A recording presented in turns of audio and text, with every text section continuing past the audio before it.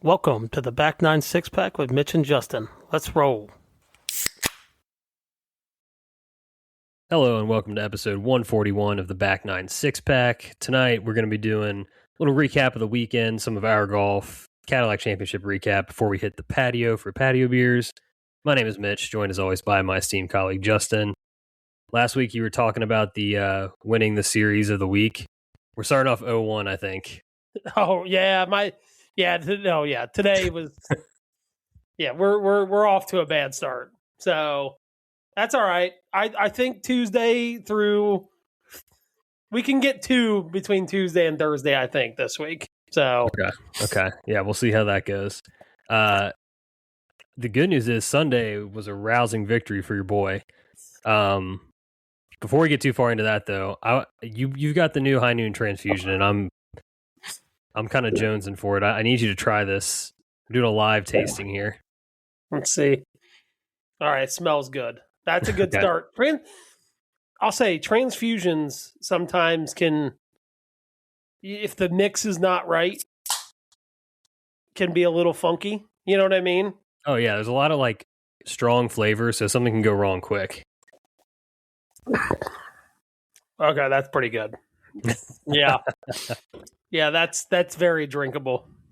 I had high hopes. Is it not too sweet? What are we looking at here? No, and it's got like the perfect amount of grape because sometimes I do. So Welch's makes one.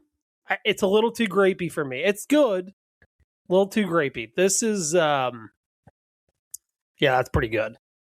Oh, that's really good, actually. All right, I'm gonna have to find my way to a store to get a pack of that. Then now I kind of wish I just had like a glass of ice here. Yeah, pouring it over ice could be a plus move. I think that is anytime. I mean, even the cut waters that I get at the golf course, I'd put them in ice for sure. Okay, I feel like it's the way those are meant to be drank. They're not meant to be drank out of cans. No. Definitely no rice drink. But my God, that's good. I could do some damage on those. Well, that's good news.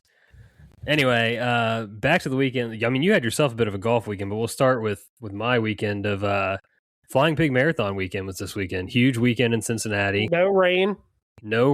First time I didn't get spit on, at least, or downpoured. A little bit chilly, but turns out, running wise, like I'd trade that 1,000 times out of 1,000. It was awesome weather to run in. A little bit cold after once you start to cool down, but while you're running, it was perfect. I absolutely crushed my goal, my PR, all of it. Just smoked it. I was going to say you were sub 2 hours, correct? Yeah, well, the goal was to beat 158. That 158 would have been a new PR for me. I think my best was like just over 159. I ran a 152.37. Pretty good. Yeah. Shout out to Tyler who ran with me the entire time. I think I bested him by 10 seconds because I had a little bit of juice at the end. I tried to sprint to the end. Yeah. Double shout out to Guenth who got me by 27 seconds. Yeah, I saw that. I told him he might be a generational athlete. He, not that he didn't train, but he didn't train like we did, weeks and weeks and all that. Yeah. But I mean, my guy he stopped and took a pee a mile in and still beat me. What? Yeah, we ran past him on the road in Northern Kentucky. He's taking a piss in the trees. And then he caught up to us and we never saw him again till the end. So shout out to him for an incredible race, coming off of minimal training. But yeah, I mean, it was, let's take a look. I'm going to take a look at the numbers just real quick. Average pace, 8:35 per mile. Pretty solid. That's pretty good. That is pretty good. Yeah, it was a sold out race. So there was almost 14,000 contestants. I finished wild 1, to even think about. Like I can't even wrap my head around that. Yeah, I finished 1,830th. So that's not bad. No, that's way up there. Pretty damn good. Yeah, definitely very proud of myself. I'm not going to lie. And for the record, when you sent your text, I was not shitting on you, by the way. I was just trying to wrap my head around because you sent your text over like, yeah. Here's what we finished, whatever. And I go, didn't somebody just finish a whole marathon in like similar time? Again, not shitting on you. I was trying to wrap my head around of like what you guys did was impressive. like trying to wrap my head around that. Like someone finishing a full marathon in like, I think it was like 1:58 or something like that. I couldn't still like articulate it. So it had nothing to do with you guys. It was like, holy crap, you just ran a pretty good half marathon. Someone ran a whole marathon in that like similar amount of time. So yeah. So to give that context, the full marathon record in the Pig was broken this weekend too. Yeah, I saw ran that. like a 2:17. He was literally coming down the hill up to Eden Park as we were going up it on the half. So if that gives you some context into how fast those guys are. That's insane. It is insane. And then one last shout out to, well, actually I got a couple more. One to Kent, our boy who listens, Elks member. He completed his first marathon in this one. Oh, hell yeah. Did it just over 4 hours. He said he was feeling good till he got to about mile 20 and his legs said no more elevation. And he slowed it down but finished. So, you know, and I'll give you, and I've ran enough races downtown and in that area. Man, people just don't realize, like, if you're not from Cincinnati, the elevation change that happens within the city limits, like where you guys are running, truly insane. They're not mountains, but if you're running up them, they feel like mountains. So, I mean, you're going from like mile 5 to 10, you're going uphill in some capacity. So it's like 5 straight miles. And the elevation gain is like from where you start to the highest point is like almost 700 feet. So that's like insane. It's a lot of climbing. Yeah. Which is not typical for most like city races. A lot of them are flatter. Yeah. But, so yeah, shout out to them. Shout out to Susie. The boys all came down to see me. Mother-in-law, sister-in-law came to cheer. The boys made signs. It was awesome. Saw a few people out there that from past jobs and other stuff. Cincinnati's a fairly small town, so you kind of know people. But yeah, it was just I've done this is my third one. This one felt like the best. Like the environment, and everything was like so cool. It just felt like there was like a good amount of people out there. This weekend is like different from most like big events in the city, where it's like, most of the other ones are like food fests or drinking things or whatever. So just different vibes, and it's like the energy you feel around the city when this thing comes around is always awesome. Plus, I think it's like coming out of the winter into the spring and all that stuff too. Is and really decent cool. weather this year too. Obviously, a little chilly, but decent weather. And I would also be remiss if I didn't shout out for Tyler. So he ran that 152 with me. He ran what's called the 3-way challenge with extra cheese for the weekend. So he did the mile run Friday night, the 10K Saturday morning, the 5K Saturday afternoon, and then the half on Sunday, which is just like truly an impressive, massively impressive feat. I don't know how, like, the way my legs were, I just put it all into this race. So, like, for him to run that quick in the half after doing that all weekend is pretty wild. How many total miles is that? 10, like 24-ish. Shoot. Yeah, so just shy of a full marathon, but yeah. And he ran quick times in the other races too. So, like, he put it out there this weekend. That's awesome. For sure. That's awesome. Yeah. Well, shout out to you guys for doing that. I don't know how people run for fun, so congratulations to you guys. Like, I've ran races and I've been miserable. Like, but I've ran them just to run them, and I'm miserable. So, and I'm miserable afterwards. Like, today would be miserable for me. Like, if I even ran like the 10K on Saturday, I would be miserable right now. Yeah, stairs are a bit of a challenge. The second day, tomorrow is probably going to be a little worse because the soreness like really gets in, Yeah. But yeah, I was feeling pretty good yesterday. I stayed on my feet after a lot, but then the second I sat down, it was like you could just feel it creeping up my legs, like how like everything was just like solidifying. It was tough. It was tough. But yeah, great weekend. I running the 152. Now it's like, kind of got that bug, like, can I break 150, So it's like, you did a PR. I was gonna say, you hanging up the cleats? Like, are we hanging up the shoes, or are we doing this again? No, we're doing it again. My problem is like, I've always wanted to run the full just to say like I've run a marathon in my life, but I got to tell you, doing 3 halves now, like what it takes just to do a half for me personally, like just the training alone for the full would be such a drain on my existence. Like with the young kids, like it's a lot of like early mornings and trying to get out there. 100%. Here, the weather, like you get to run during the winter. Like I'm not a treadmill guy, so I prefer to be outside. So I don't think I could ever do it full.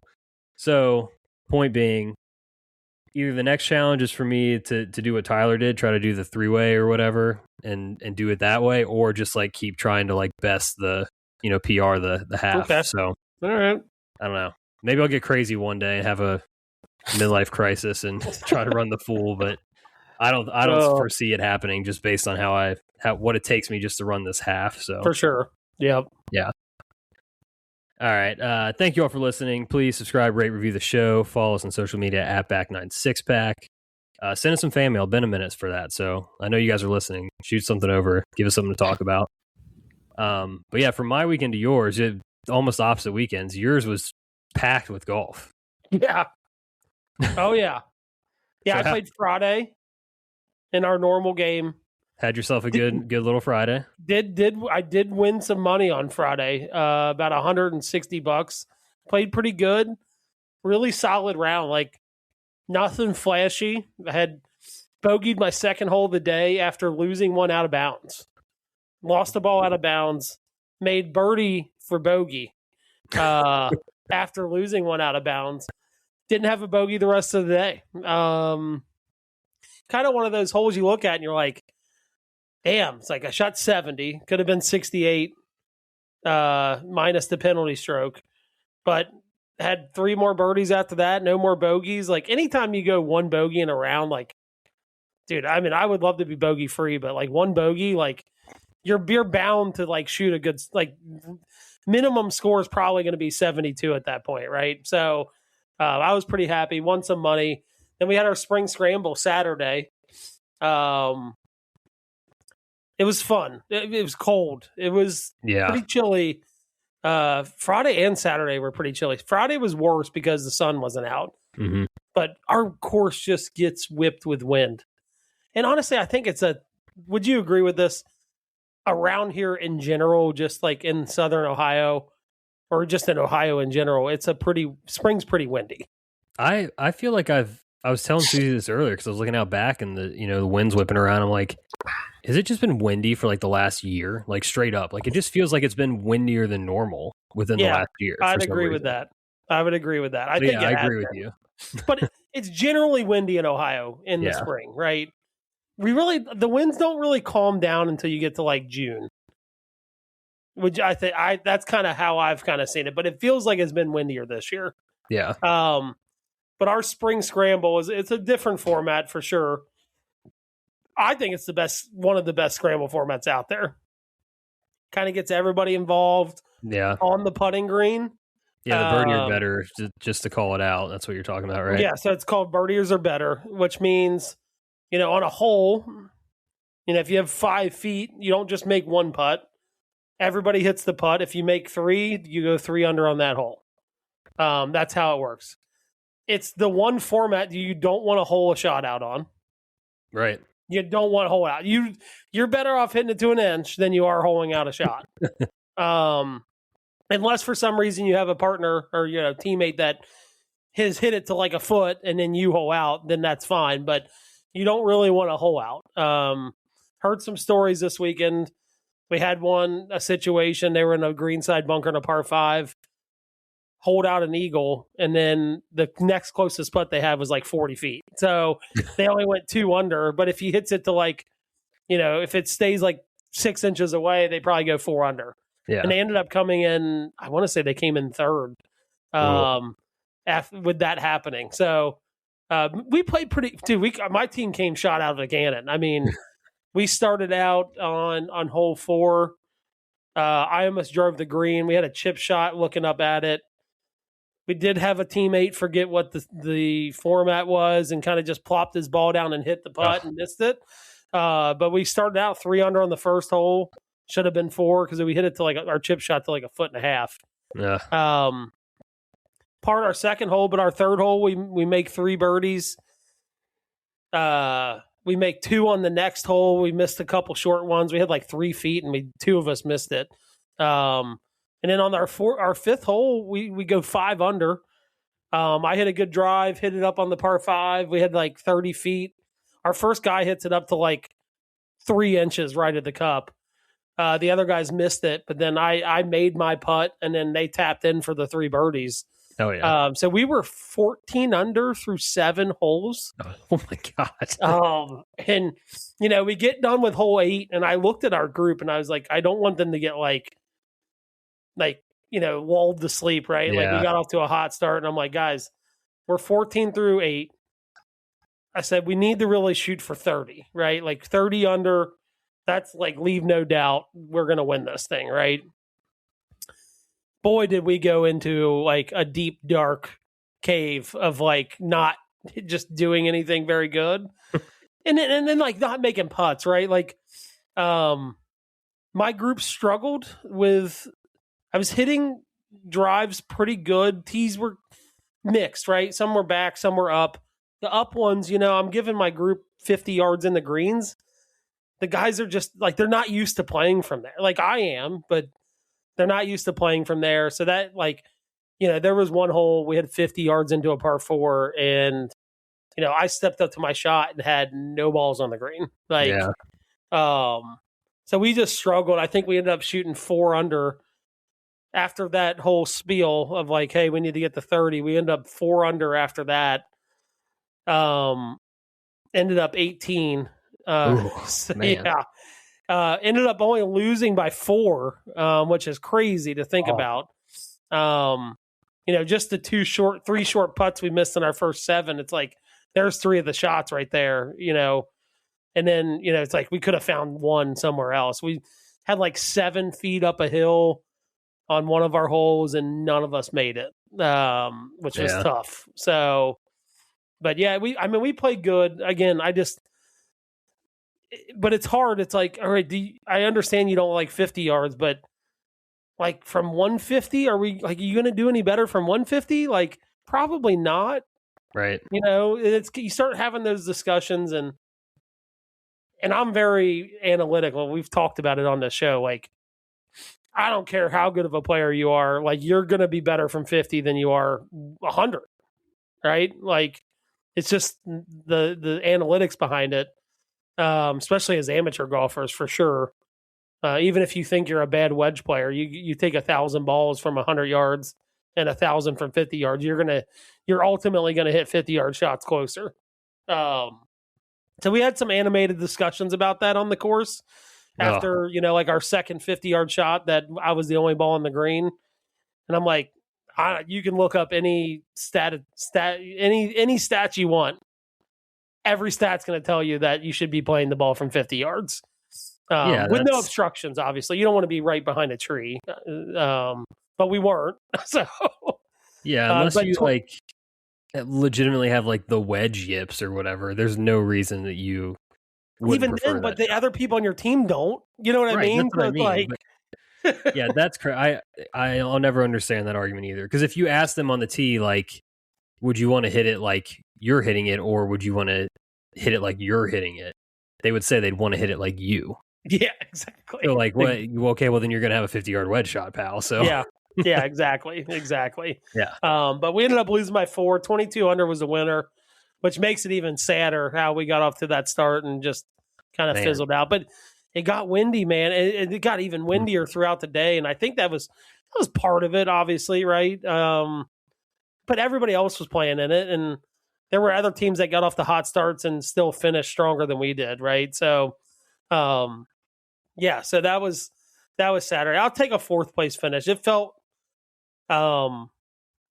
pretty good. I putted pretty well on Saturday, outside of like really one putt. But other than that, like when we did that little 4 under stretch, 3 of the putts were I was the only one that made it, right? So I felt pretty good about the putter, and how that went on Saturday. But yeah, it was a good time. It's always fun. I always, like I said, that to me, that's the best format. I know you've played it a couple of times, but I like formats that kind of get everybody involved. Now, it doesn't get full swings involved, but when you get on the putting green, it gets everybody involved, and I really, really like that. So yeah, I think so too.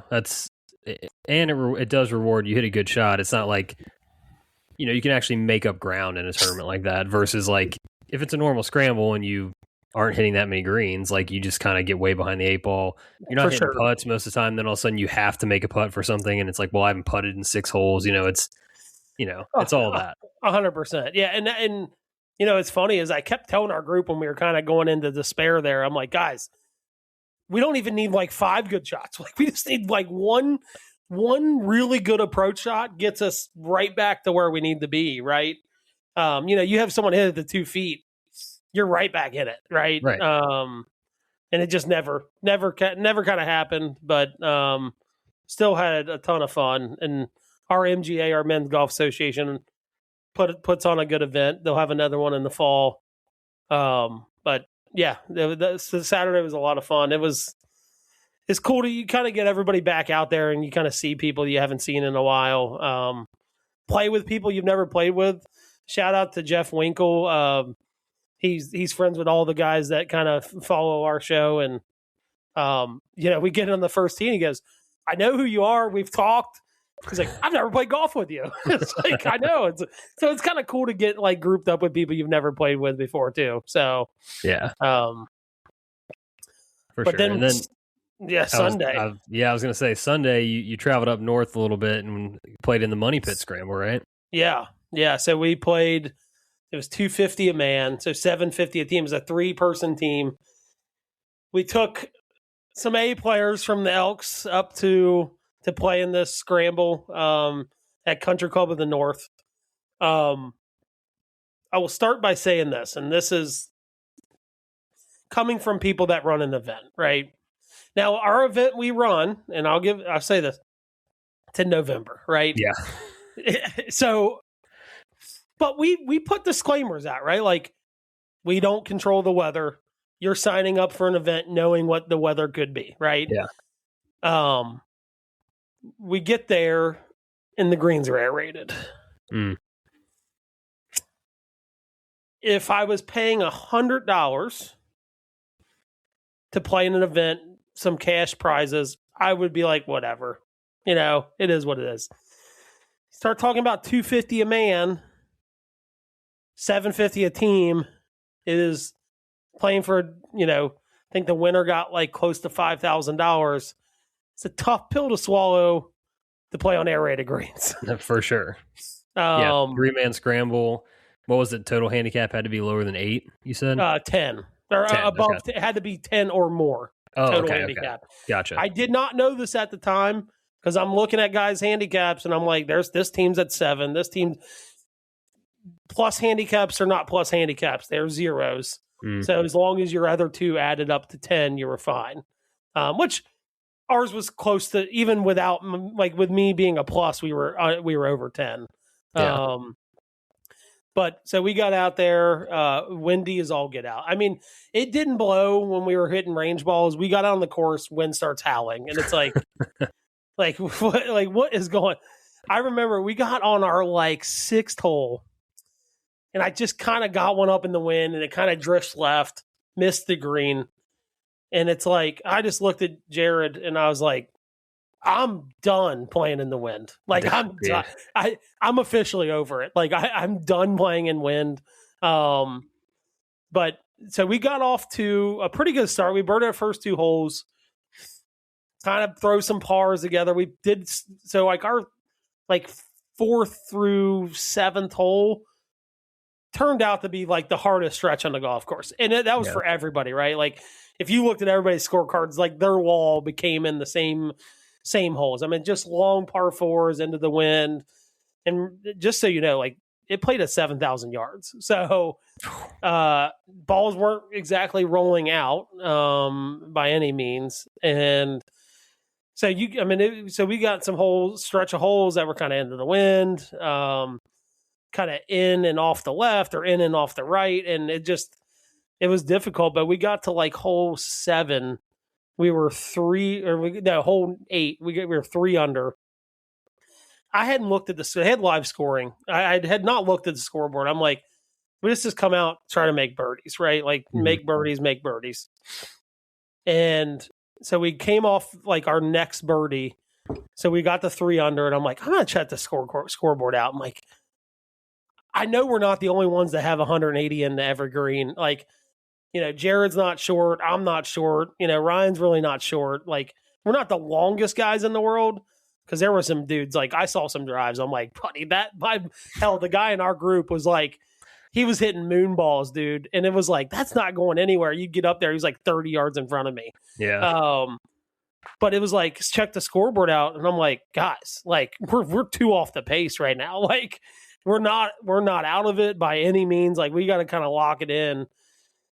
Didn't over the next that hole, but like after that, we birdied 7 out of our last 9 to get to 10 under. We had our last hole, wind starts picking up, par 3. I hit it dead over the flagstick. Wind kind of dies. I land over the green, but we had to putt off the back fringe to tie for the win. But we ended up coming in second. Not a bad payday. I think we won $3,300. Split 3 ways, 200 in pari-mutuals. So it was a pretty good little Sunday. There you go. Those draft Miller Lights hit at the end. We spent a little time in the clubhouse afterwards. So I was just proud of the way, man, Ryan putted so well. I mean, for giving air-rated greens and stuff like that. Like, he missed a couple, and it was like they were dead square in the middle of the hole and just kind of like bumped off. But man, he putted well. I made a really good putt on our third to last hole from like 30 feet. Jared putted well. Jared hit the ball pretty good too. I mean, we used decent amount of his approach shots. I mean, heck, the first hole, Jared hits the pin and hits it to like 2.5 feet. It was like, damn, dude, like, we got you here for putting, but if you're going to hit approach shots, like, I'm all in. But no, it was a good time. It was a great event. My only advice would be, hey, if you're going to have people come out and pay $250 a man, you should probably let people know there's air-rated greens. Yeah, if that was known ahead of time, that that's definitely information worth sharing. Had you played the track before? So we were kind of talking about this. I'm like, I'd played there, but I want to say that it was like I might have been like 12 or 13 years old. Like, it had been a long time ago. I didn't really remember. I remember, it was fun. We get on a hole and I'm like, okay, I kind of remember this hole, like a little bit, but like nothing to where I'm like, oh, I remember this hole. I remember this hole. I remember this hole, kind of thing. But yeah, the setup, I mean, it's a Jack Nicklaus, but it's a good course. Like, the setup's great. I thought the setup's great. I think it would have been even better if the greens were not air rated. I think it would have been, we would have walked off and been like, man, that's a good course. Like, that, that's a fun course to play. But unfortunately, the aeration's just kind of like, look, I get it's a necessary thing. We know that, right? But the problem is they didn't fill the holes with sand like they should. Like, some were not. So I think that's part of the problem too. Like, if the holes are filled properly, you get a better roll. You know what I mean? Like, it's going to be a little bumpy. It's bound to be bumpy, but it wasn't going to be like what it was. But it was a good course all in all. Nice. Well, yeah, definitely way to battle. Finish that 7 under the last 9. Get yourself in the money. That's a good Sunday. Yeah, no, not a bad Sunday. It's going towards the new wedge fund for sure. So yeah. Well, there you go. I know you're not playing, but Wednesday Night Men's League back this week. We talked about it last week. I'm sad I get to miss the first week. Yeah, there's something about the first week where, kind of like what you just said with the spring scramble. You get out there, you're meeting some people, you're seeing guys you haven't seen, and feels like forever, 6 months or whatever, and just knocking the rust off and trying to win some skins or whatever, and see where it goes. Well, and getting that first email too. It's like, oh, okay, I'm going to sign up. Yeah. Not quite the same when you can't sign up. So no, definitely not. When you got to click not playing, it's not as fun. That's for sure. Yeah. But yeah, and also we're 1 month to the day for our little 4-man trip to Bloomington. So crazy to think about that. I remember when we first started talking about it, it's like, God, it's like 130 days away. And now it's like, all right, like we're 30 days out. All right. Yeah. And May traditionally, at least for me, feels like it goes pretty quick because you start to you're winding down the school year. You got stuff going on weekends all of a sudden, and just kind of ramping up towards the summer. So, well, it'll get here sooner than we think. It's a busy month. I mean, even like we don't have kids graduating high school, but it's like the whole like end of school year. There's a ton of stuff. Like Friday, I'm not playing golf. I'm working field day, right? Like it's just stuff like that kind of starts adding up that it makes it go by pretty quickly. Yeah, you got end of year parties, field days, what concerts, like art show, all kinds of stuff starts happening. We got Mother's Day this Sunday. Can't forget that. Shout out to the mothers. Shout out to all the moms. Definitely. Yeah, this is a lot coming up. Yeah. So on that note, are you doing anything for Mother's Day? Like, is there any big plans? Yeah, I mean, tough Mother's Day around my family, obviously, first one without dad. That's, make sure we take a little extra care of mom this time around. We're heading over to hang out with her on Saturday, spend some time there. And then I think traditional Mother's Day activity, you go pick up the mulch, you're going to get ready to start planting some flowers and doing that stuff. So we'll take care of that this weekend. And then trying to honestly just, it's tough when you're at this age, right? Where it's like, your wife is a mom, you still have your mom, you have a mother-in-law, there's still grandmas, so you got a lot of moms in your life, and it's how do you give everybody the adequate time, right? So trying to focus in on making sure that Susie has like a Mother's Day where she doesn't like actually have to do a lot, feel like it's work. Yeah. I don't want her to feel like it's work at all. I've made that mistake in the past, so yeah, we're learning here. Yeah, I've got mulch being delivered tomorrow. Speaking of that, that was my thing. Like, it got away from us last year. We didn't mulch, and I told her, I was like, look, this part of your Mother's Day present, like, ordered mulch, it's going to be delivered. Like, you're not going to touch it. Like, I'm going to have kids out here helping me. My kids are old enough to help. Yep. Like, they can easily help. We're going to get that taken care of. Maybe plant a few. We had some bushes get just shellacked by cold weather and died. Yeah. So like I pulled those out, and it's like we got to get new stuff to go in there. But yeah, mulching's part of that. And then last year we started something new. We went to dinner with this couple in our neighborhood on Saturday. We went to Jeff Ruby's last year. This year we're going to do Jags, which I'm good with. Take them out to a nice dinner. They get to hang out with a friend, you know what I mean, kind of thing. Get some time away from the kids. Get a babysitter, all that fun stuff. Yeah, it's tough because it's like the kids are the reason that, Mother's Day and Father's Day exist for you, but it's also like, this is my day. Like, I need you. You guys need to, I appreciate you. I love you, but like, hey, back it up. Yeah, it's like I need some time away. You know what I mean? And we're the same way on Father's Day, right? Like, it's like I want to go golfing. Like, I'll have time with the kids, but like it's gonna be on my time, right? Like, it's gonna be when I'm sitting down watching the U.S. Open, right? Like, kind of thing. So, exactly. Okay. Last thing I want to talk on our golf front. I teased this last week. It's time to start having swing thoughts and tinkering with the game and whatever. I'm past the race now, so I'm gonna rest up this week and then I think get back and stack next week. But the few times I've been out this year, the thing that I've noticed is like I have a natural tendency to let my arms hang. So over time, I start to get like farther away from the ball. The club starts to like toe comes off the ground a little bit. Get a lot of like left bias going just like in my setup. So I need some range time for this to really ingrain it, but because I've been trying to do it on the fly, so it's not working, as evidenced by my lack of hitting greens. But trying to keep my hands high is like my setup thought. Instead of like, I like that. Yeah, I just get a little bit down with the hands, and I start to get more toe high, a little bit more around, in my swing, and things just start to go left, and it's a problem. So the few times when I've been able to commit and like actually swing it through the right zone, hit some pretty good shots. Hit a couple actual like high cut iron shots, which is a good thing. That's a shape that I like to see when I like that.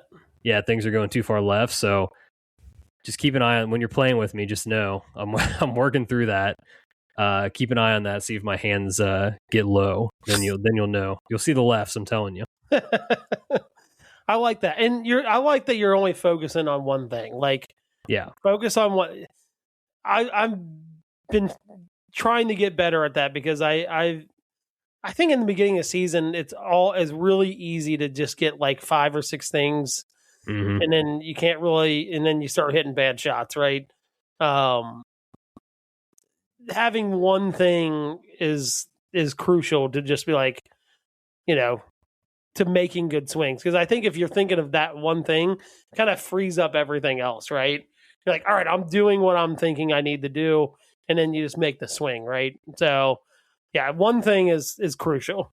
Well, I think too, it's like I've come to realize that I wish I'd realized this sooner, but as I've gotten older, like your swing is going to do all kinds of different things based on how you're set up or like how you're grip, like the basics, right? Like a lot that starts there. Oh yeah, for sure. Yeah, like my body can only do certain things from a certain starting position, and I feel like the swing often becomes a reaction to the way you're set up or the way your ball position is. 1,000%. Yeah. So I'm like, you know what? I'm gonna just like try to lock in the setup, make that repeatable and that comfortable, and then we can go from there. Because like at the end of the day, like unless I'm taking lessons and I'm really trying to ingrain like a certain like swing motion or whatever, like making a legitimate change, it's probably a ball position or a setup issue for me in most instances. Mine's 99% of the time it's ball position. Yeah, it starts to creep forward a little bit on you. Yep, and I know when I get that right miss, I get it too far forward. I start leaning into the ball with a square club face, mind you. Like, but if you're leaning into the ball with a square club face, like that right spin is coming out. Like it's just going to start leaking, and it maybe even turns into like a slight block. And then in my case on Friday, I hit some toe blocks, which I would call a shank driver. There's no hosel on a driver, but there is a toe, and that toe dead right miss. I mean, I did 2 of them. They're nasty. They don't go very far. They don't feel good. They are mega rights. Like, yeah. But that's all ball position, right? That's like getting it too far up and kind of leaning into it.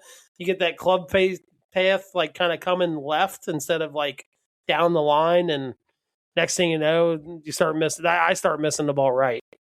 Yeah, I'm going for simplification here. To start this season, that's what we're going for. I agree. I think I've figured out my kind of setup now with some golf played. So my swing thought has just been like as simple as this, to try to make sure I'm making a full turn. Like I'm trying to take my left shoulder underneath my chin. Like when I make a turn and I get to here, like I know I'm at the top of my backswing and I just swing. It's kind of like a trigger. It's like once I feel that, I'm like, all right, down, kind of thing. So, and it's helped with my tempo, like not making quick swings, because I'm like, it's like all one motion. I just feel, you kind of feel that chin get here, and it's like, all right, I can start the downswing. So that's kind of been my swing thought over the last. I've definitely hit some better shots for sure. There we go. Yeah, so that's a good family opportunity here. Or text us or whatever. Like, let us know what you're thinking about. Season's new, so I know everybody's got new clubs, new things they've been tinkering with, and during the winter, new thoughts. Yeah, we love the swing thought conversation. So send those our way. All right. Over to the Cadillac Championship. I didn't watch much. I take it you probably didn't with all the golf you were playing. No, not a lot. It's here and there, bits and pieces. Yeah, sounds like we had a good opportunity to miss it because it was kind of a snoozer. Me and Tyler and his family came out after the race on Sunday, and we watched Cam Young just kind of close it out over the last 10 holes or whatever. But he wins wire to wire, 6-shot victory. I'm on the board with a one and done victory. That was nice. You did take Cam Young, yeah. Yeah. So third career win for Cam, his second this year. He's got the 2025 Wyndham last year, and then the Players, and now this. I guess like before we get to the other top finishes and notables, I was just curious to have the Cam Young conversation. Who a man we used to call Scam Young, no longer a scam. No, like what do we think? Career wise here, like how high can he go? Well, I mean, you throw a couple majors in there, you probably start talking about him being equivalent to like a guy like Phil Mickelson, right? Like Whew, that's pretty. I mean, that's lofty. You know what I mean? You start, he's got the. It would not shock me if we were sitting here 6 months from now and we're like, he won 2 majors this year. No, Like, I know he's definitely got one coming up that it's like, he just seems, it's like the Club Pro son, right? Like Justin Thomas has, got 2 PGAs. Kind of like means more to them than like in a major that seems like doesn't mean a ton to a lot of people. Mm-hmm. It kind of means more to them as like parent, they're having a parent that was a PGA teaching pro. I could easily see him winning the PGA here soon. Yeah. And then he always kind of seems to play well overseas. So it's like, you throw the Open in there. Who knows? I mean, he's New York kid. We got, some big majors in the Northeast, like Aronimink, for the PGA, like you just said. And then obviously heading up to Shinnecock for the U.S. Open. I mean, he's probably going to be 3rd, 4th favorite in the field in those. Like, I definitely could see him winning one of those 2 at least. At least one. Yeah. Oh, 100%. But as far as career, I mean, man, he's really starting to stack some wins right now. It's kind of crazy to think about. He's only 28. He's up to 3rd in the OWGR. Data Golf has him as their 4th highest ranked player behind Scotty, Rory, and John Rahm. But definitely still ascending. I mean, his strokes gained is like, it's a clear like up and to the right pretty much his entire career. He had like one little dip last year or the year before, and then he's kind of been back above his baseline.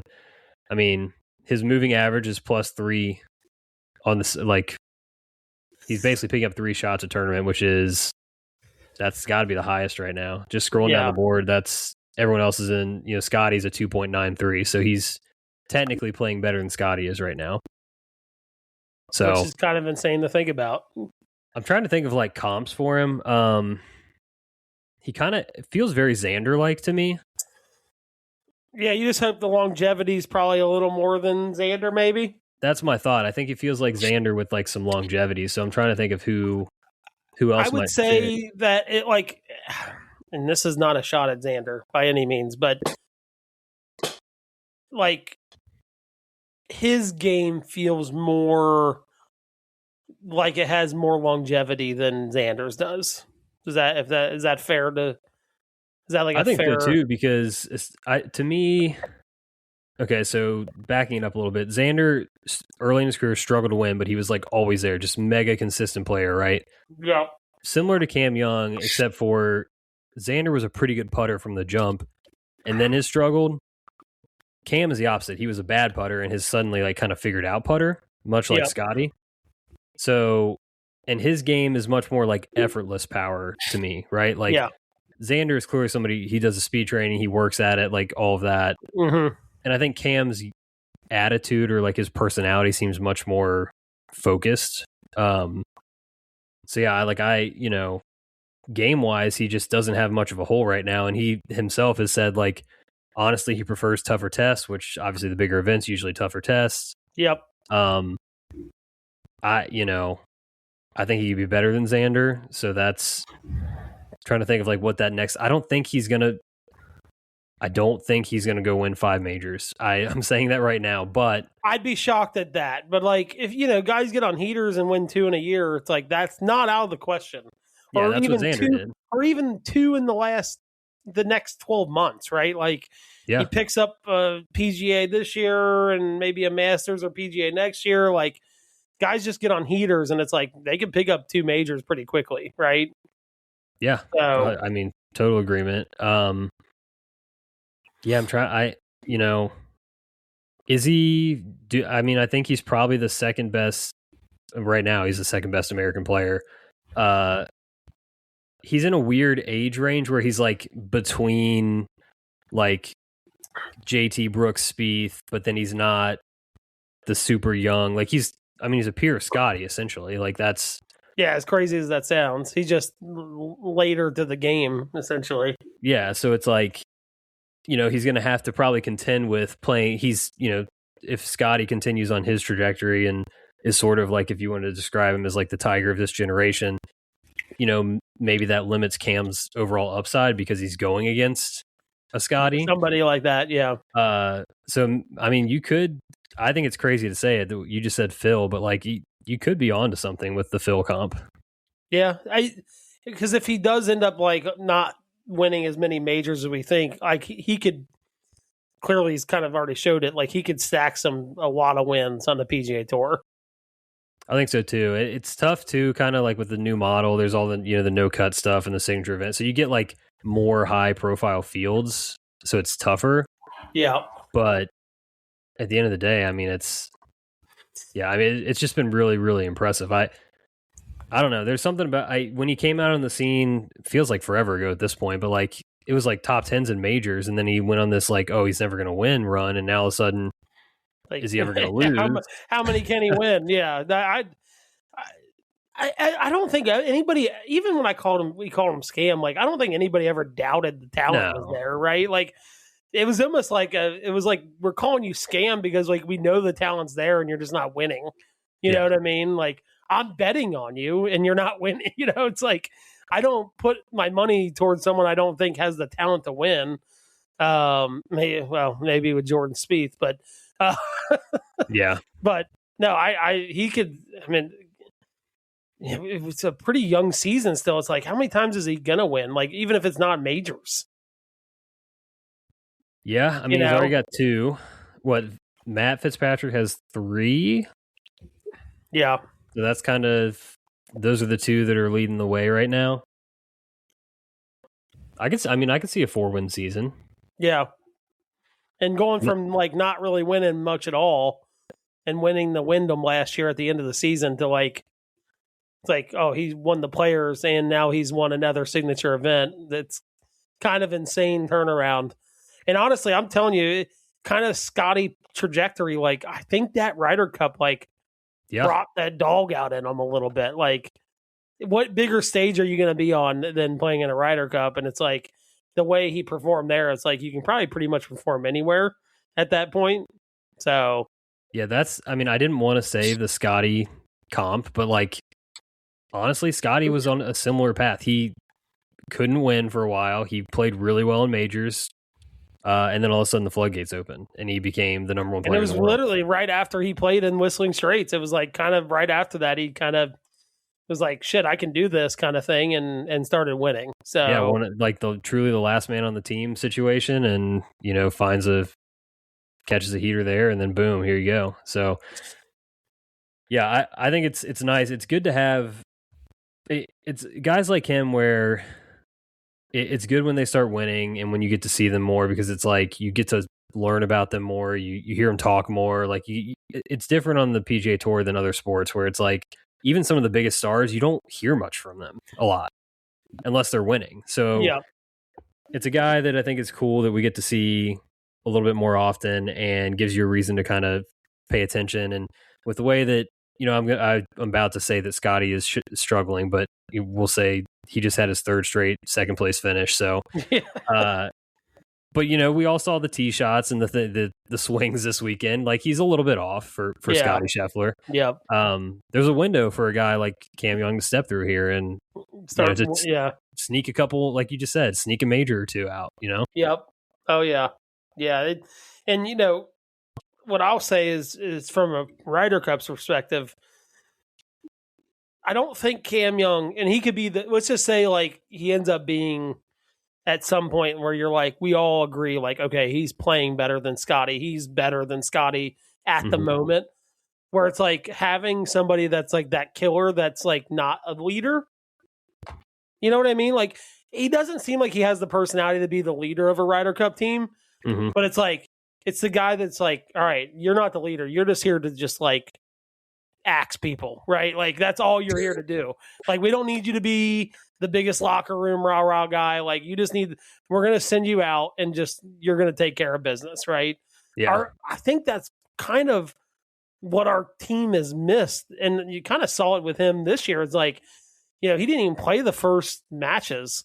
And then all of a sudden he just plays the rest of the weekend pretty silently, kind of putting together a decent record, even though, we got our teeth kicked in a little bit in the beginning.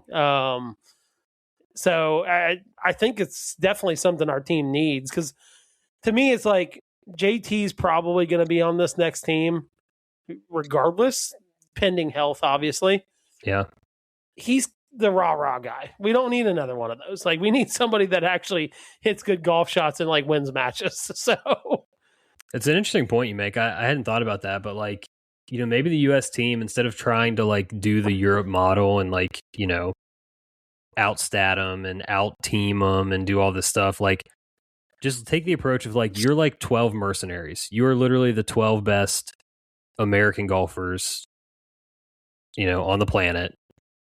Just come out here and be dogs. Like, I think maybe if they just kind of took that approach, kind of leaned into that more individualistic style, like it, you know, the rest would fall into place. It's kind of like, I don't know which NFL person or coach or whatever coined it, but like the whole winning takes care of everything. If they just like got some momentum and just started winning some stuff, 100%. Yeah. that would probably do more than them trying to like make a good locker room. Yeah. You know? Yep. So, yeah, 100%. Okay, run down the board real quick. Second place, Scotty Scheffler, we just mentioned. Third consecutive runner-up with, you know, the Masters and the playoff loss at the Heritage. Ben Griffin starting to flash a little bit. Came in third here. Yeah, similar time of year to last year too. By the way, like not a lot of like, just kind of was like, oh, like Sunday, we were watching in the clubhouse after we got done. I'm like, oh shit, Ben Griffin's up there. Like, glad he's back. You know, he kind of was struggling this year. Yeah, he was kind of absent, but this is around the same time where he heated up last year, so that might be a name to watch here throughout the summer. Yep. T4, Adam Scott, who shot 76, I believe, on Thursday, and then just played lights out for the entire. I mean, that's to shoot 4 over on the first day and shoot 11 under for the tournament is pretty wild. Yeah. So yeah, I mean, if he's, you know, can put it together 4 days, watch out for, you know, potentially a late career second major. He was there with Sepp Straka with an unbelievable hat tan line, the likes of which we've not seen since Stu Cink. And then Siwoo Kim still doing it, 11 under. Doesn't seem to ever really win, but man, how many times we say Siwoo's name on a top 10? God, I love me some Siwoo too, man. I love that dude. I know. And he plays in everything, but he fucking plays.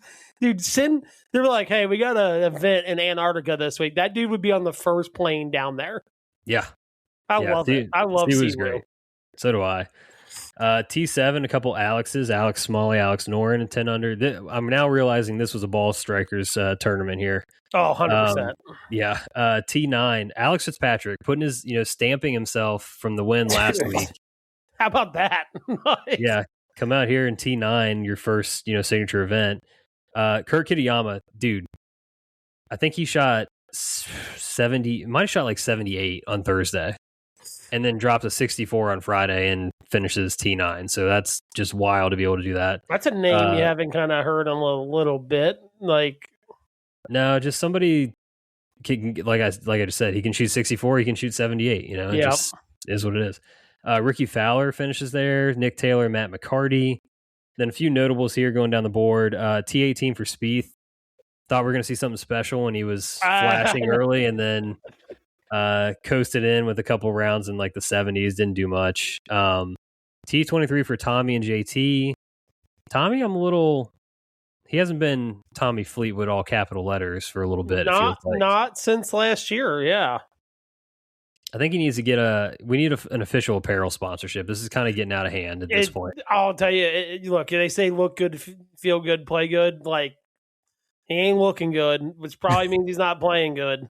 Like, these clothes are getting out of control. Like, yeah, getting the Blackstone sponsorship, when it looks like he's going to like TJ Maxx, like bargain, the bargain bin over at TJ Maxx, and like just picking his clothes out. Like, it's not a great look. Yeah, the club shop or pro shop shopping sprees are fun when you're going to Pebble and all the places out in the West Coast, and it's fun for a month or so. But yeah, it's time to get a new apparel deal for our boy. Yeah, by the way, had Sunday Red shoes on this week. Like, dude, yeah, he's all over the map, man. He's like, testing. He's crazy. He's in the lab. T62 for Morikawa must have been back trouble this week, I guess. I hate this. I hate this. T65 for Justin Rose. Is Father Time catching up? No, but I'm afraid we're making the same mistake twice. Did you see he officially switched over to the McLaren golf clubs? And okay, I did. But did you see what he retweeted? Yes. A very good tweet. It's very, very good tweet. Yeah, somebody tough look for a new deal he just signed. Like, yeah, the tweet was Rick Run Good, who's in the golf fantasy stats world, tweeted about his like strokes gained or whatever, and Rose retweeted him and was like, "Oh, don't worry, thanks for the stats. Next time I'll make sure to use the DRS," which is a F1 reference for anybody out there that doesn't follow along. Which they got rid of DRS, so a little outdated joke, but we'll accept it. No, that wasn't even the tweet I was talking about. There's another one. Yeah, there's a guy called Rick Golfs. He's like, I'll be honest with you, I don't know what he does for a living. The guy plays pretty much around the world. Like, kind of his like top 100, plays a lot of top 100 courses. Is Justin Rose anti-Rick? Is that what I'm learning now? No, this is even crazier. Okay. So this guy like tweets out, and every once in a while he'll tweet out something like not regarding like playing a top 100 course or whatever. And he essentially tweeted like, just for fun, went in, build a set of McLaren irons, right? Yeah. And he goes, I got to be honest with you. Like I for $2,800, like, I don't know really what it does for you other than just being like, to walk around and be like, I have $2,800 clubs. Like, essentially saying like, I think he ended up comparing it to like a purse, right? All purses do the same thing. Like, you only have like a purse, like, it's a status symbol, $3,000 purse because you want to prove that you can pay $3,000 for a purse, right? Yeah. And he, in other words, and Justin Rose retweeted it. And I think what happened was, and that's not a good look for McLaren, right? Like, they want to be like, no, these perform better, this and that. I think what it was is like Justin Rose read the first part of the tweet and it's like, this guy's building McLaren clubs. Like, how quickly after I just signed this deal? And I don't think he read the rest of it, but he retweeted it. So I'm like, I'm sure that's not sitting well with McLaren. Like, hey, you need to like go take this down. Like, again, it was like, and he was like, and he did say like in follow-ups, like, he hasn't hit them. He was just like doing it to like, I want to try to build something, see how much they cost and all that. So it wasn't like he was dissing him in that way, but it was like kind of like, this is a vanity project, not like a actual, like, this isn't for like the everyday person, right? Kind of thing. And who knows, like, if the money is actually going to equate to like better ball striking, things like that. So, but he did retweet that, and I thought that was kind of great. I saw it fly up, and I'm like, I read the tweet when it first came out, and I'm like, I knew Justin Rose was on it, whatever, but I was like, holy shit, he just retweeted this, and I'm like, it's kind of like tough scene, pretty tough scene for McLaren. Two things, just for those that don't know, what I was talking about, where he's making the same mistake twice. Justin Rose got to number one player in the world a few years back and signed a huge deal with Honma. Oh yeah, okay, that's yeah. Yep. And then promptly his career like took a massive turn for the negative. Yeah, for a year and a half or so, pretty much. He was in the wilderness for a while and then kind of rebuilt his game and all that. But yeah, I'm worried that we've grabbed a bag here and at an inopportune time. He just dominated at Torrey. Another run at the Masters. Like, we're coming up on a major season here. Don't fix what is not broken. Yeah, it scares me. Now, I say all that to say this could be good news. I don't know if he's playing at Quail this week or not. I haven't looked. But if he's not, I'm just telling you right now, because this is what happens. We need to be betting him for first round leader at the PGA. Yes. Because I'm hoping we get suppressed odds on it if he's playing bad coming in, because this is the same guy who will come out and he'll shoot 8 under somehow at the PGA. Yep. After completely tanking. So just keep that in mind. It's something to watch. Noted. All right. That's all I had on that. We've got the Truist at Quail this week, another signature event, and then we're on to the PGA Championship. So we're firmly in big event season in golf. So it's good times to come. And with that, we will head over to the patio. I think I went first last week, so I'm gonna give you the ball. I did, and I've teetered with the "Am I the asshole?" I did find it, and This one's too good. I was sad I couldn't find it last week, but I've located it. We're going to go through this.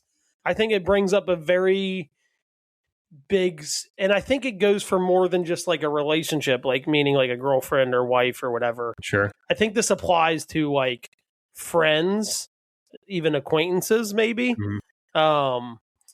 So I'll go through it and we'll talk about it. So it says, "Am I the asshole for breaking up with my girlfriend after I saw her apartment?" Okay. Off to a hot start already. That's like, I saw it last week and I'm like, now I'm reading. It says, "I had been seeing this girl for a few months." Okay, the pretty established relationship here, not like a week or second date or anything weird like that. We met through a friend, so I had known her a little longer than we had been dating, but she was gorgeous and I was super into her. Last Saturday, she invited me to her place, which I'd never been to. She had mentioned her apartment was a mess, which is a typical thing, right? Like everybody, my house is a mess. Like, and then you get in, you're like, okay, not really. He goes, she said her apartment was a mess. And I laughed because I thought, same thing everybody else does. She was just being like self-deprecating. But when we got to her place, he says, "Holy shit, dude." I want to start off by saying I know that people have their reasons for stuff like this, and I don't want to be disrespectful in any way, but the state of her apartment was genuinely shocking when I first went in. It was a pretty small place, and I'm not just talking about clutter, literal piles of trash on the floor, sink full of dishes overflowing onto the counter, stains on the couch and the carpet, week-old food on the table, just piles and piles of stuff everywhere. Not to mention the overpowering smell of mold, mildew, you name it, that I can literally taste in my mouth. She told me to sit down and stuff like it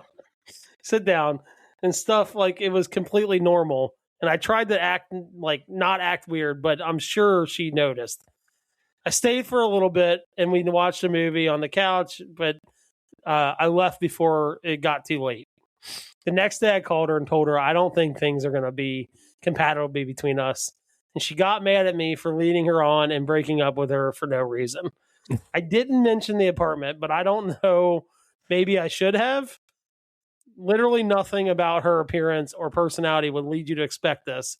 So it was sort of unbelievable to see the state she was living in. I feel bad for her, and I'm worried I might have acted too quickly. And then it says, "Edit. I just watched a Friends episode, and wow, it's scarily similar." There is a Friends episode where like this girl, not to get too far into it, but like finds out she's like nasty and hoarding and stuff like that. So I guess my thing is like this, again, this covers all relationships, I think, right? Sure. When you don't have kids, like it's hard sometimes with kids, like, dude, there's just going to be stuff places, like not garbage, right? But like there's going to be toys laying around. My kids leave blankets fucking everywhere, dude. Like there's blankets. Like I'll like walk into our kitchen table and there's like blankets on the table. I'm like, How did these even get in here? I think it says a lot about somebody, how they like cleanliness, like just general cleaning. Like it tells you a lot about a person. Would you agree or disagree with that? Oh yeah, definitely agree. Do you think this dude's an asshole for cutting off a relationship? Even if it was like, hey, I went over this friend's house and like, this is the situation. I mean, the way he described it, that's tough because it's like, I don't know. There's probably a little bit of context, but you know, if you're inviting somebody over, even like you just said, even if you like do the whole "my house is a mess," you know, don't worry about it kind of thing. If it's short notice, you know, things like that, maybe there's some excuse there. But she invited him over. That's what I mean. You invited him over. Like there being food, like smells, like that, you know, there's just a level. I think there's a level you can, you know, for the right person, maybe you can tolerate and you can have a conversation about, but like a couple months into a relationship and then you walk into that, I think it's unrecoverable. It feels like a red flag for something else other than just like cleanliness, right? Yeah, I mean, that's like a proof of like, there's a lot that goes into. Like, I mean, sounds like, Just from the general post. disregard for like anything. Like, I mean, sounds like from the post, she was like, a well put together person, in general. which is shocking. Right. You would think that those things would kind of like, that would mean something else. But yeah, to be like living in squalor, basically, like I mean, that would be truly shocking, I think, to walk into that. I don't know that I could stay. Like, good on him for staying for a movie. Dude, there's no way. I would have never stayed. I think the only thing you maybe could have done differently would be like, maybe you try to have a conversation and explain like why this is like if you cared about the person and wanted to make it work, you got to have a conversation like, hey, this is how I'm feeling. Like, walking into that, like, that was not like not comfortable, not what I would expect, like, in someone that I'm considering for like a long-term thing here, like, and maybe you can like have that conversation. But yeah, if it was that shocking to be like, no, I'm just done, like, I gotta believe it was very, very bad. So I think we're on the same thing here. And I think the other thing too is like, if he's thinking of this girl, like, I don't know, maybe one day, like, we get married. Yeah. Okay, like, what happens when you go buy this gigantic investment of a house and she just treats this house that way, right? Like, or expects you to be the one that like cleans everything up behind her, right? Yeah, exactly. I think that's the first thing. And the second thing, like, the general disregard for like we have people in our neighborhood. We've got families we're friends with in our neighborhood. Like, people pop by all the time. Someone popped by yesterday. Like, we had Chipotle for dinner and it was like Chipotle trash on the table. And like, but it's like, that was from like that moment, right? Like, it wasn't like, oh, we just like ate Chipotle 6 days ago and just left it. But like, when we invite people over, it's like, hey, like, we're going to take the time, as much time as we have, to like, all right, we're going to vacuum, right? Like, we're going to wipe down the tables. Kids get shit sticky and stuff. It's like, we're going to wipe down the table. Like, we're not going to do like a deep dive clean. If we can, we will. But like, we don't normally have to do that to have people over, but we're going to do it. Cause I'm like, I also don't want someone coming over and like putting their hand on something like, oh, it's sticky. It's like, no, yeah. You know what I mean? I don't know. Like, just general like courtesy for inviting somebody over of like, hey, it might be the cleanest house it might not be the cleanest house in the world, but it's going to be cleaner, right? Like, it's not going to be perfect, but it's like, you're going to walk in and be like, oh, like, we have a candle lit. Like, it smells okay in here. Like, you're not going to walk in and be like, oh, I can taste the mildew in my mouth. Like, you know what I mean? Like, I don't know. It's just like it's almost kind of disrespectful that she didn't clean up in inviting him over. For sure. And there's a line, right? Like, it's one thing if you got a small place, you don't have much storage, you got a lot of stuff. Clutter. Okay, you're going to have some clutter, you have some clothes, like, things like that. Didn't get to the laundry, whatever. Didn't get to the dishes. I could maybe like pass. Yeah. But like some old food, like stuff stained, like, smell, like literal like mildew, mold smells. Like, see, the smell is where it's like, if she even did. So let's just say she did clean up, right? Yeah. Like, she didn't just totally disregard everything. The smell alone would tell you like that's how that house normally is, rather than like it's like a one-off like situation, right? Like, it's been that way for a while. Yeah, and if you're thinking long term, right? You're thinking like, okay, how does this translate to if we have kids one day? What's it going to look like? What are her finances look like? If the house is this messy, like, what other disregard? Like? Yeah, what other disregard are you applying in your life elsewhere? So, yeah, I honestly, I think he's probably in the right. I don't, like I said, if it was something he was seriously considering, maybe you like have a conversation. But if you saw that and you're early in the relationship and you just want to, if that's like a kind of a, like you said, if it's a red flag, if it's a line you can't cross, like, then I kind of respect it for just being like, no, this is not going to work out.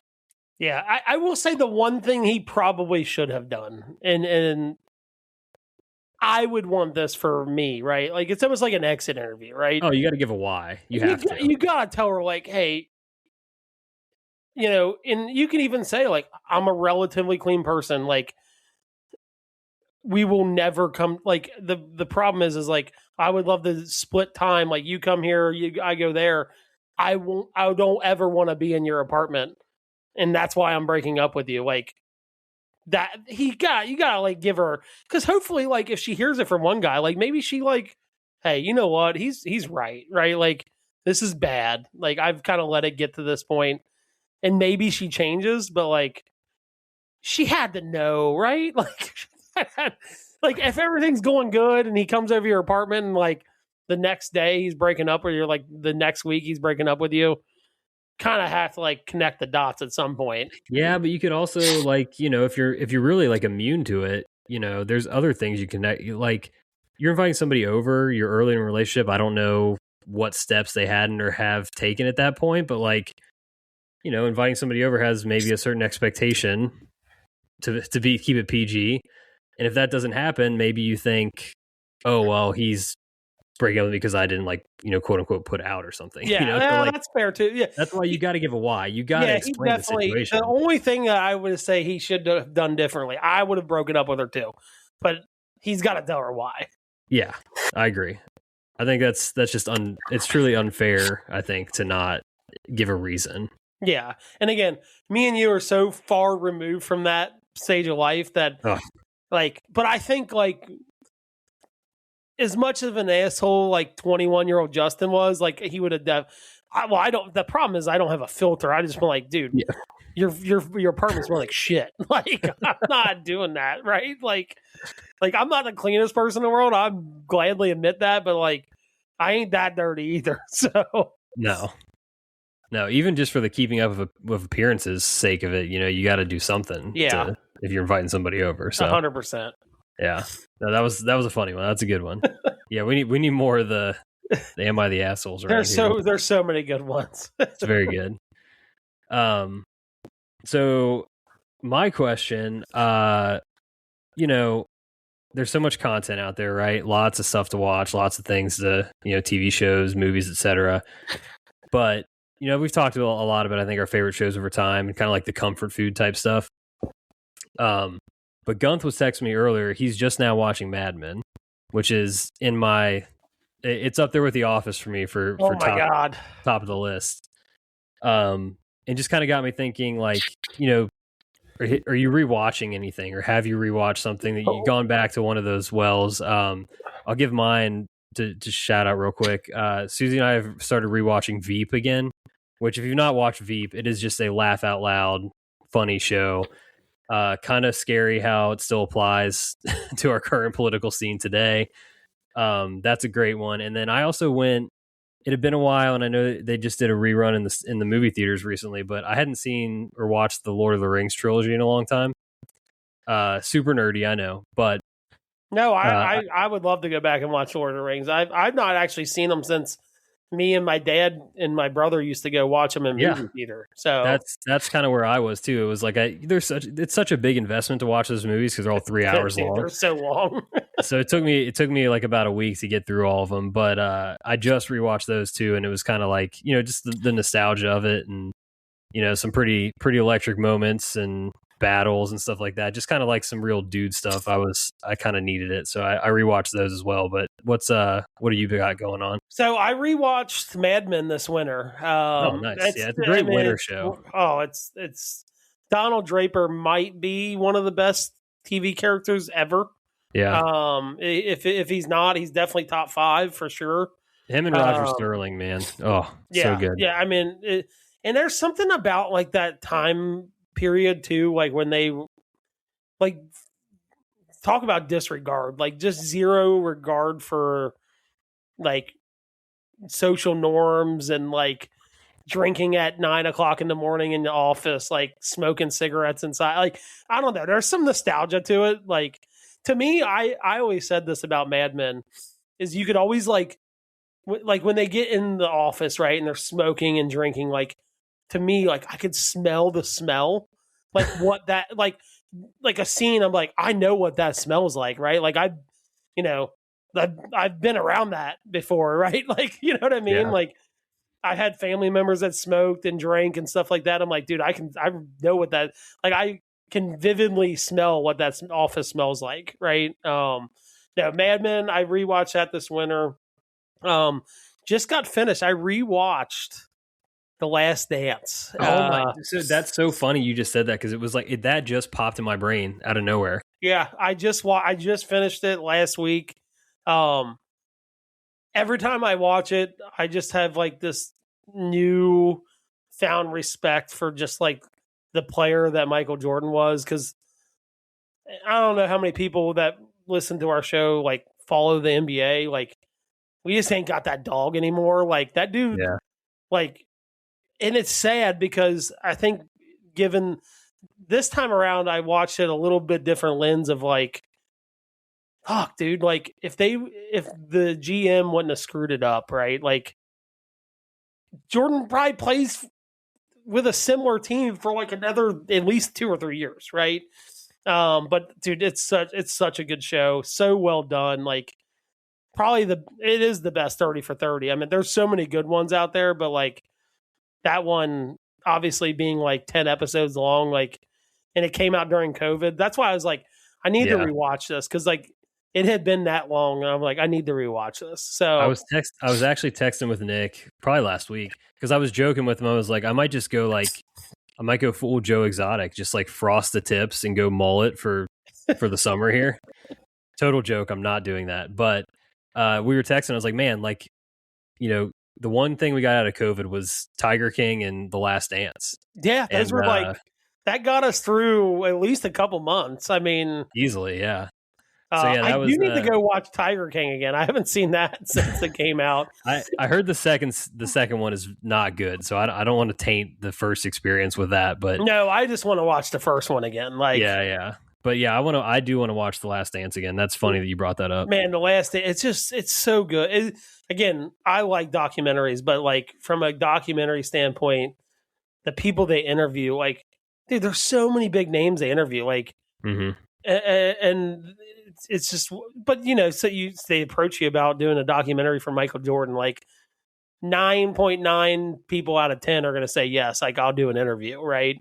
Yeah. Everybody's kind of got their opinion on them, but I mean, for us, like, we got to roll from the Jordan era into the Tiger era as kids, and like, just spoiled rotten, dude. Oh, dude, so spoiled. I mean, I know.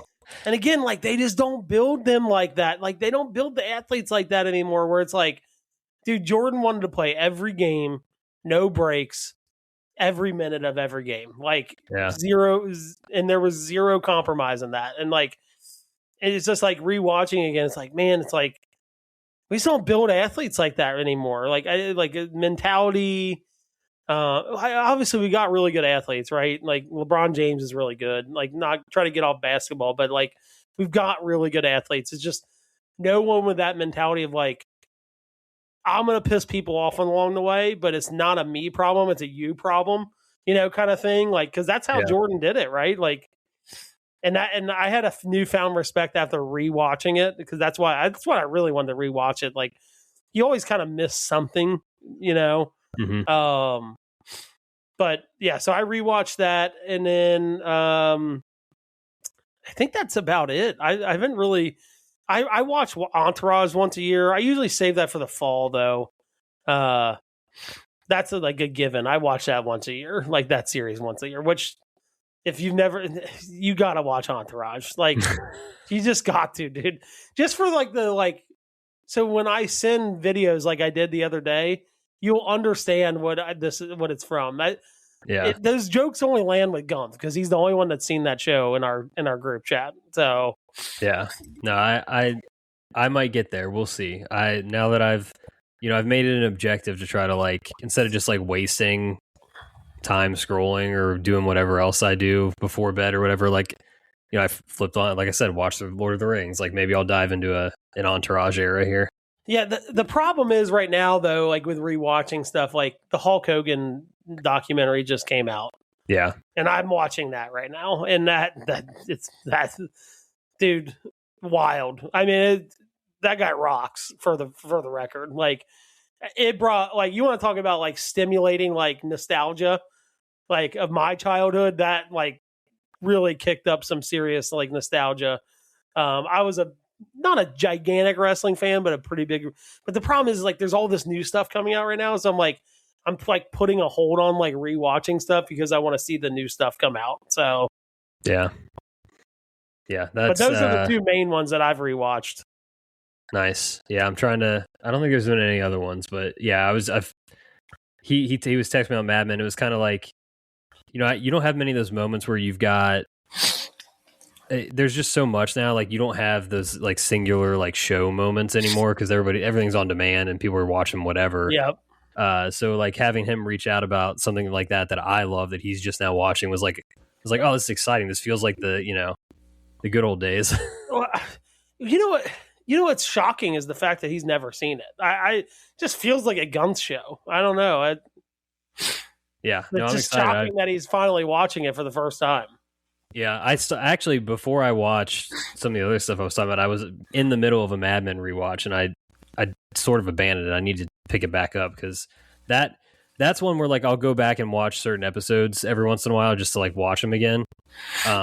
But I haven't done a full like season 1 through the end rewatch. So that's what I'm due for that now. Yeah, I will say the one new show that I'm almost done with. Have you ever seen Silicon Valley? No, but I've seen Dude, I've seen clips. I honestly was like, all right, I've heard enough about it. I'm like, I'm gonna watch it. Like, it's probably gonna be stupid. I'm probably not gonna make it through like 5 episodes. It's genuinely hilarious. Like, I don't know. There's something about nerds and stuff like that like just is funny. It's like the Big Bang thing, right? Like, sure, it's like you get nerdy people, and it just kind of is funny without trying, kind of thing. But yeah, I'm trying to. I need to find something else to like rewatch because I'm almost through like the new stuff I want to see. Where I'm like, all right, I need something to watch. Maybe I just did Mad Men. Maybe it's time for a trip back through Parks and Rec or like Office or something like that. Yeah, we do that often. That's for sure. Office and Parks and Rec house. Do you want to catch up on the Lord of the Rings? Let me know. get yourself into that. That might be the play. I haven't seen those, and like I said, since they came out. So have you? I didn't connect the dots at the time because they weren't a thing yet. But have you seen the Harry Potter movies? Yes, I've seen all of them at this point. Yes. Okay, the parallels between, and I know this has been talked about with it. Harry Potter taking a lot from the Lord of the Rings.